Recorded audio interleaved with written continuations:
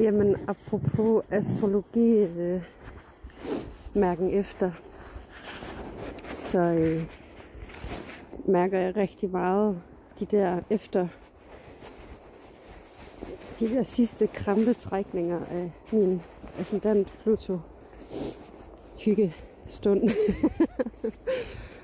Og også Plutos sextil min Venus, og jeg føler rigtig meget, at jeg er på en Venus kvindeligheds måne rejse. Rigtig meget. Der er sket sindssygt mange ting, især i mig, i forhold til at vælge min egen rejse til, på en helt absurd måde, som jeg ikke har prøvet før. Og jeg øver mig rigtig meget i at give mig selv lov til at lade mig selv være. Både i mine tanker. Sådan at stoppe mine narrativer. Og stoppe med at være efter mig selv. Og så være sådan, også i forhold til relationer, være den, der siger, jeg lavede en fejl. Jeg sagde noget, der var nederen. Det er ikke den vej, jeg vil. Jeg prøver lige igen. Og det er mega svært. Men det er jo en del af min Venus North Node. Men det der med at læne mig ind i og give mig selv lov til, at kærlighed har en kæmpe plads. Altså den universelle og den moderlige og den venskabelige og især også, eller ikke især også, fordi det er alle sammen er udtryk for noget, der jo skal gødes ind i mig. Først og fremmest inde i mig, altså sådan den der wow. Jeg gør faktisk noget nyt nu. Altså det kan jeg virkelig mærke. Nogle af de her ting, som jeg begynder at ægte kunne mærke nu. Sådan, bare sådan en kæmpe slip.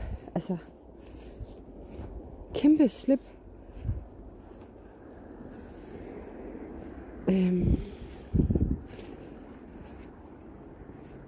Ja.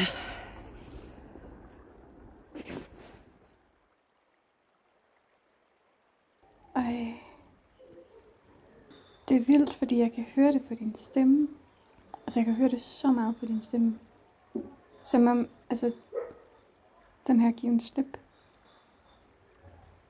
At din stemme, den er så blød. Og så rolig. Og så fattet. Og så mild. Og så hengiven. I sin given slip. Hvis det giver mening. Wow. Jeg kan virkelig høre, at der er sket. Altså jeg kan høre, hvor meget der er sket. Sådan. Selvom jeg ikke ved alt om, hvad der er sket, så kan jeg høre, hvor stor ændring der er i hele.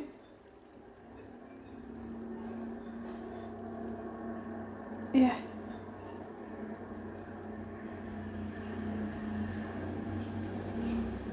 Wow.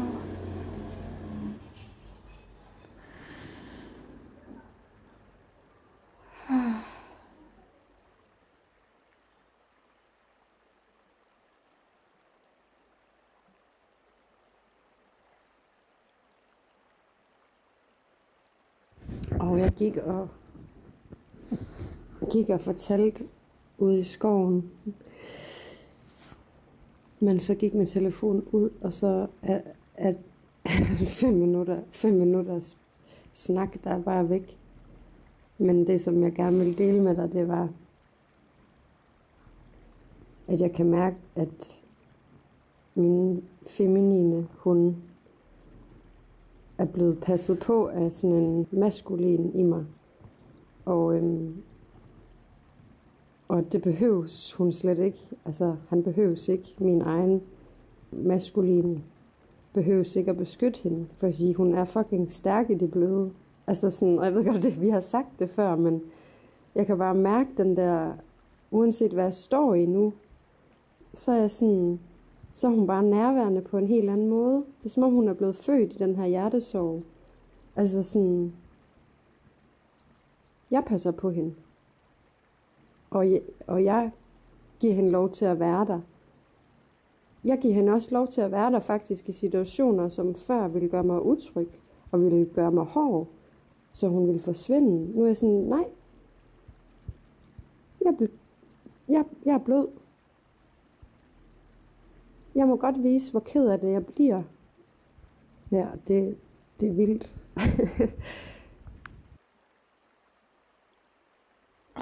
Mus, det er kæmpestort jo. Fuck. Hvor er det vildt. Og hvor er det vildt, når du beskriver det på den måde der. Wow. Men giv hende lov til at være der.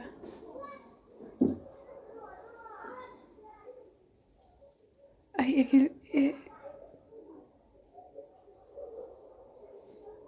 kan bare lige mærke, at det satte gang i så mange ting, og jeg ved ikke helt, hvad det er. Men der sker så mange ting inde i mig lige nu.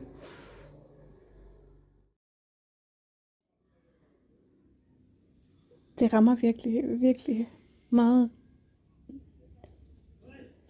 Altså det du siger med den sårede feminine, har alt for længe været foruden ægte søsterskab.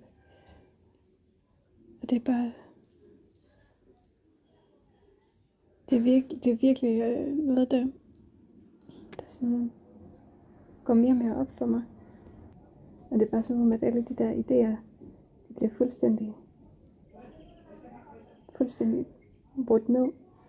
Og det, at man grundlæggende har de samme værdier, at det gør, at man kan rumme hinandens forskellighed og hinandens altså alle sider af hinanden. Og at det betyder også, at man sagtens kan være uenig, fordi man respekterer hinanden alligevel. Så det er sådan, så der er ikke,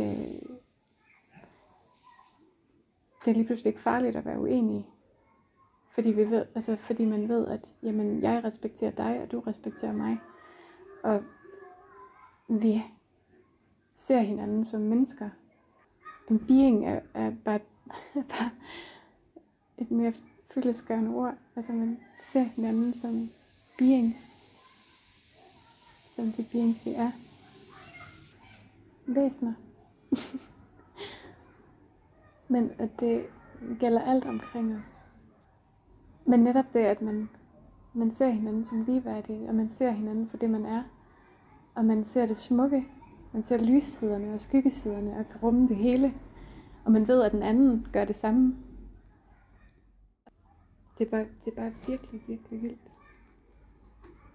At vide lige pludselig, at det behøver ikke at være sådan, som det altid har været.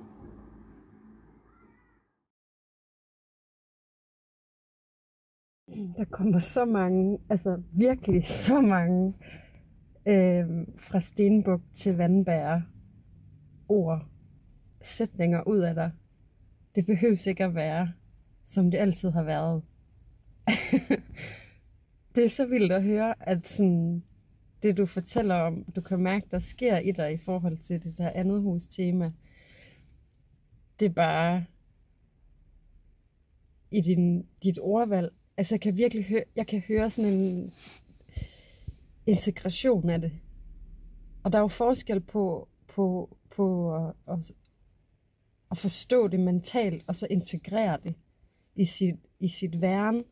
Og det lyder virkelig som om, der er noget, der bare sådan virkelig integrerer sig for dig. Det er så fedt at høre. Altså sådan virkelig dejligt.